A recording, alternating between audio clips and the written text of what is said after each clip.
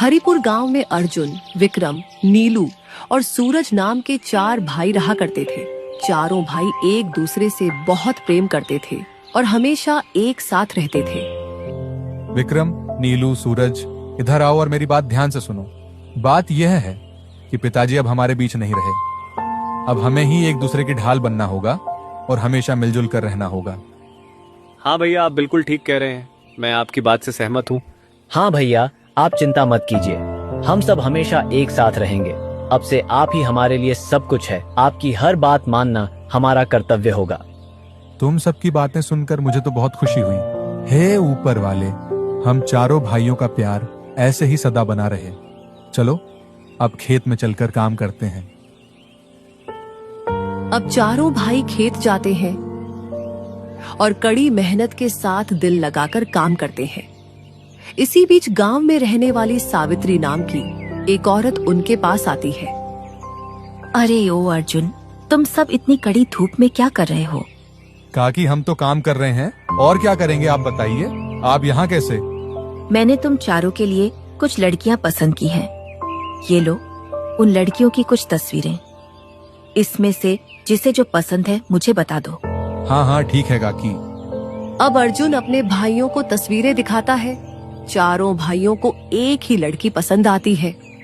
काकी, हम चारों भाइयों को तो एक ही लड़की पसंद है। अच्छा, यह तो नंदिनी है। अगर तुम चारों इसी से शादी करना चाहते हो तो मैं इसके माता पिता से तुम सबके रिश्ते की बात करती हूँ। काकी, क्या ऐसा संभव है? हम चारों भाई एक ही लड़की से शादी कर सकते हैं? हाँ, क्यों नहीं। आखिर द्रौपदी के भी तो 5 पति थे, तुम लोग तो फिर भी 4 हो। इतना कहकर सावित्री वहाँ से चली जाती है। अगले दिन सावित्री उन चारों भाइयों के घर पहुँचती है। अर्जुन, विक्रम, नीलू, सूरज, जल्दी से बाहर आओ। तुम लोगों के लिए एक बहुत बड़ी खुशखबरी है।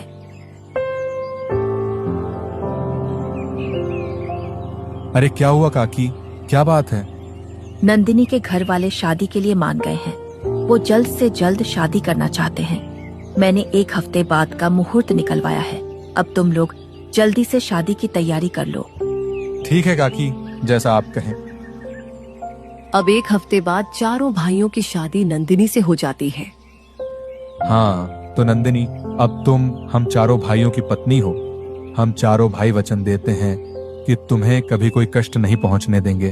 हम तुम्हें हर वो सुख देंगे जिसकी तुम हकदार हो। हाँ बिल्कुल, भैया ठीक कह रहे हैं। तुम्हें कभी किसी भी चीज की जरूरत हो तो हम चारों में से किसी से भी बेझिझक कह सकती हो। आप चारों ने मुझे अपनी पत्नी स्वीकार किया, ये मेरे लिए सौभाग्य की बात है।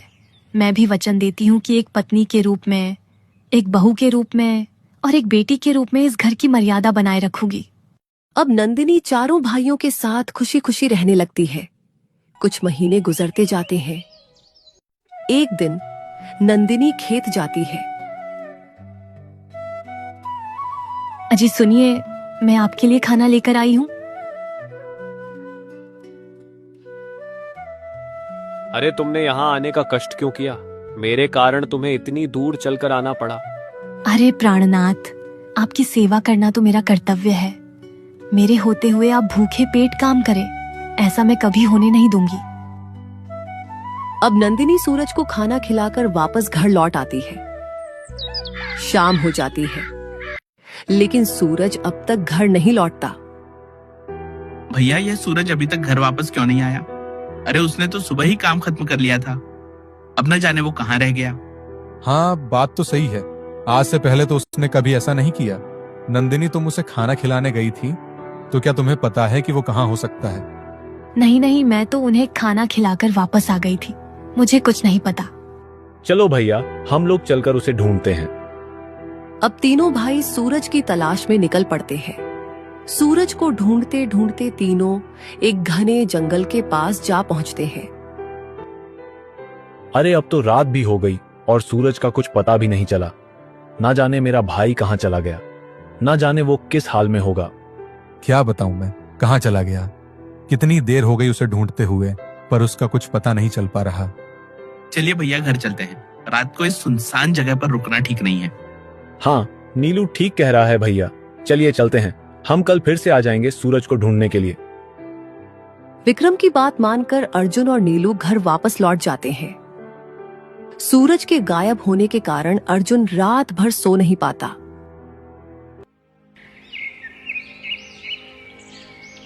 नीलू सुनो, तुम नंदिनी के पास रुको और मैं और विक्रम सूरज को ढूंढने जाते हैं, ठीक है? भैया मैं भी आपके साथ चलता हूँ। बिल्कुल नहीं नीलू, हमें ना जाने कितना समय लग जाए आने में, और यहाँ घर पे नंदिनी अकेली भी तो है, उसके साथ भी किसी एक का रहना जरूरी है, समझ गए? हाँ ठीक है भैया, जैसा आप कहें। अब अर्जुन और विक्रम सूरज को ढूंढने चले जाते हैं। इधर नंदिनी नीलू के साथ घर पर होती है। अजी सुनिए, मैंने खाना बना दिया है, आप बैठो, मैं खाना लेकर आती हूँ, फिर साथ मिलकर खाते हैं। नहीं नंदिनी, मुझे भूख नहीं है। अरे जब से मेरा भाई गायब हुआ है, मेरी भूख प्यास सब मर गई है। अरे आप चिंता क्यों करते हैं, वो जल्दी ही मिल जाएंगे। ऐसे भूखे रहने से तो वो मिलेंगे नहीं। चलिए खाना खा लीजिए, वरना मैं भी नहीं खाऊंगी।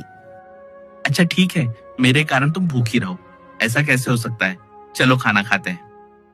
नीलू यह कहकर अब खाना खाने लगता है। इधर अर्जुन और विक्रम सूरज को ढूंढते हुए कभी नदी किनारे तो कभी पहाड़ों की तरफ भटकते हैं, लेकिन उनको आज भी सूरज का कुछ पता नहीं चलता। ये सूरज आखिरकार बिना बताए जा कहाँ सकता है? उसने पहले तो कभी ऐसा नहीं किया, समझ नहीं आता कहीं वो किसी खतरे में तो नहीं है। भैया सुनिए सुनिए, क्या आपको कुछ सुनाई दे रहा है? जैसे कोई मंत्र पढ़ रहा हो। हाँ, लेकिन इस घने जंगल में कौन हो सकता है? चलो चलकर देखते हैं, क्या पता वहां सूरज हो।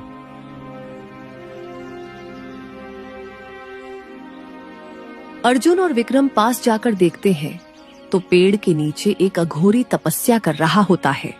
भैया ये तो कोई अघोरी लगता है। हाँ विक्रम, हमें यहाँ ज्यादा देर तक नहीं रुकना चाहिए। अगर कहीं हमारी वजह से इनकी तपस्या भंग हो गई तो कहीं ये हमें श्राप ना दे दे। चलो यहाँ से चलते हैं। अर्जुन और विक्रम जैसे ही वापसी के लिए अपने कदम बढ़ाते हैं, उनके कदमों की आहट से अघोरी की आंख खुल जाती है। रुक जाओ, तुम दोनों यहाँ इस जंगल में क्यों भटक रहे हो? क्या तुम लोगों को कोई परेशानी है? अर्जुन अघोरी को सारी बात बताता है। तुम्हारा भाई कहीं गया नहीं, बल्कि उसे कैद किया गया है। कैद किया है? पर अघोरी महाराज ऐसा कौन कर सकता है? हमारी तो किसी से दुश्मनी भी नहीं है। यह काम किसी और का नहीं, बल्कि तुम्हारी पत्नी का है। क्या? ये आप क्या कह रहे हैं अघोरी महाराज? भला वो ऐसा क्यों करेगी? क्योंकि वो कोई इंसान नहीं, बल्कि एक चुड़ैल है, और वो आने वाले पूर्णिमा में इंसानों को खाकर अपनी भूख मिटाती है। अर्जुन और विक्रम ये सब सुनकर दंग रह जाते हैं। तो अघोरी महाराज, अब हम क्या करें? हम उस चुड़ैल से कैसे निपटें? हमारा एक और भाई उसके साथ घर पे है। चिंता मत करो, तुम्हारे भाइयों को कुछ नहीं होगा। आओ मेरे साथ आओ। अब अर्जुन और विक्रम दोनों अघोरी के पीछे जाते हैं। बस तुम दोनों यहीं रुको। खुल जा सिमसिम, खुल जा सिमसिम। अघोरी के इतना कहते ही पास के पेड़ में एक दरवाजा खुलता है और उसमें से आवाज आती है। कहो, क्या मदद चाहिए? कहो अर्जुन कि तुम्हें उस चुड़ैल को मारने का हथियार चाहिए। हमें उस चुड़ैल को मारने का हथियार चाहिए। चुड़ैल को केवल जादुई शस्त्र से मारा जा सकता है।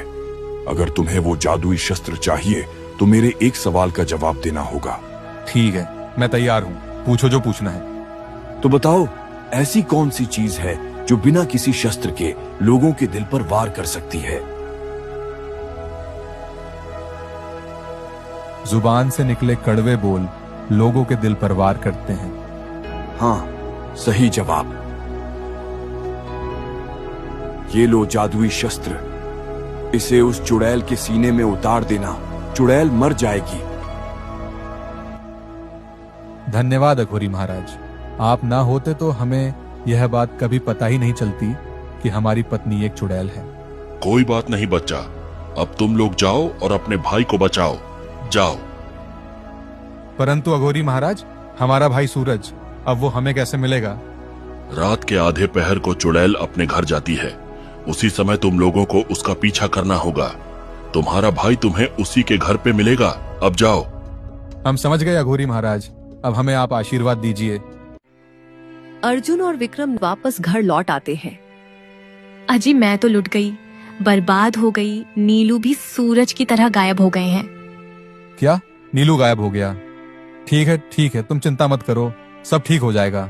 हम दोनों अपने भाइयों को जरूर ढूंढ निकालेंगे, निश्चिंत रहो। अर्जुन और विक्रम नंदिनी की चाल को समझ गए थे। अब उन्हें इंतजार था तो बस आधी रात का।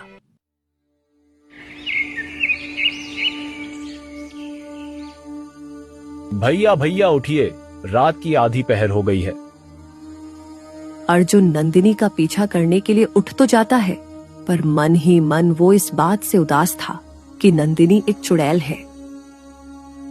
दोनों नंदिनी के पीछे जाते हैं और देखते हैं कि नंदिनी घने जंगल में एक पुरानी सी झोपड़ी में जाती है।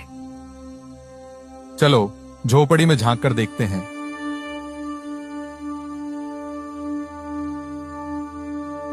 जैसे ही दोनों झोपड़ी में झांक कर देखते हैं तो नंदिनी का असली रूप उन्हें नजर आता है।